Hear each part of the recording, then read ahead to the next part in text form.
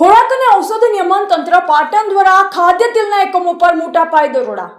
એનઓઇલ industries Rajpur સિંહ પાટણ સંચાલક વિનોદભાઈ પટેલની પેઢી પર તપાસ હાથ ધરાઈ. પેઢી પરથી 15 કિલોગ્રામના જૂના રીયુઝ ટીનમાં ખાદ્ય તેલનું પેકિંગ પકડાયું.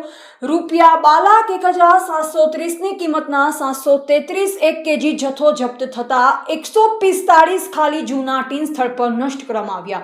સ્થળ પરથી શંકાસ્પદ 2 તેલના નમૂના તપાસ અર્થે લેવામાં આવ્યા.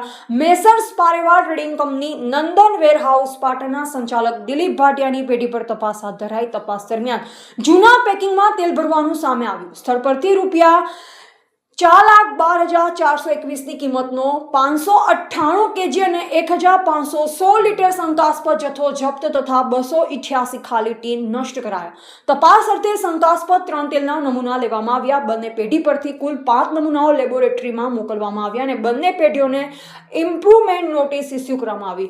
લેબ રિપોર્ટ આવ્યા બાદ ફૂડ સેફ્ટી એક્ટ મુજબ કડક કાયદેસરની કાર્યવાહી હાથ ધરાશે.